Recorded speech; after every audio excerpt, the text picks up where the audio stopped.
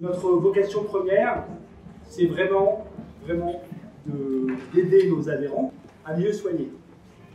Le mieux soigner, évidemment, dans notre activité, qui est quand même une activité à la base de référencement et de conseil, c'est évidemment, d'une certaine part, mieux acheter.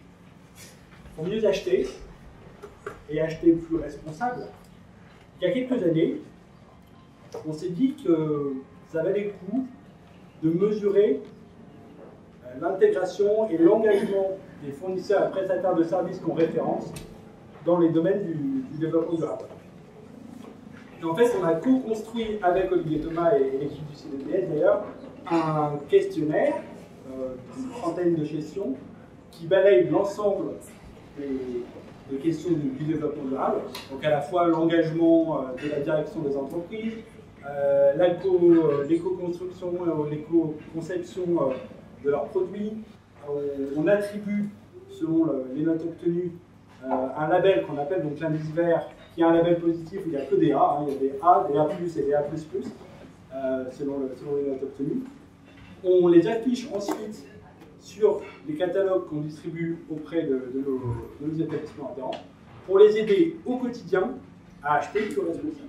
On a été cette année à la 3e saison, on va dire, de l'indice vert, et on est relativement satisfait de la participation.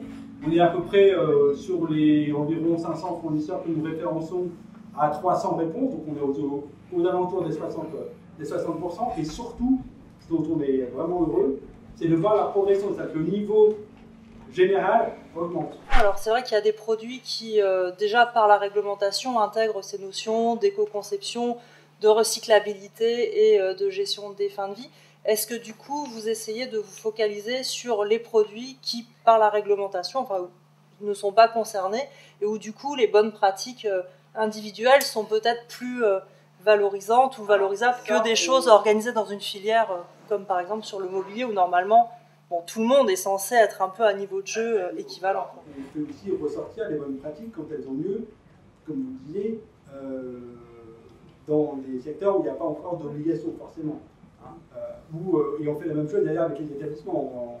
On met en avant, on a cette année organisé des trophées sur la chasse au gaspillage dans les établissements de santé. Je me suis rendu compte qu'on avait pas mal d'acteurs dans les établissements de santé, je pense que ça doit être vrai dans les autres secteurs d'économie et des services, qui méconnaissent les indications qu'ils peuvent trouver sur des produits.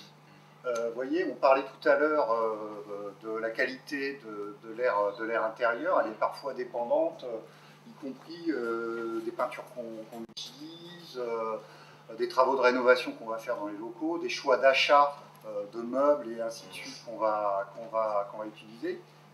Parfois, pas toujours, il y a des indicateurs sur ce type de produit, et ce n'est pas toujours connu des acheteurs ou des décideurs.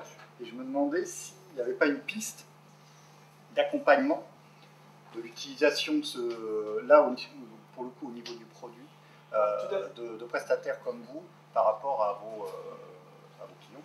Tout à fait, c'est vraiment une réflexion. Voilà, mais c'est vraiment l'objectif suivant, c'est passer justement du général, on va dire, du niveau entreprise, au niveau produit, et en plus, vraiment dans les négociations, avoir des vrais critères de développement durable avec ce type d'éléments que vous citiez. Je trouve ça très intéressant. C'est vrai que cette idée d'avoir un ensemble de parties prenantes toutes liées au CDDS qui peuvent être ensemble à un même moment pour échanger, parce que c'est vrai qu'il y a eu beaucoup de choses évoquées par les uns et par les autres, c'est vraiment une excellente idée.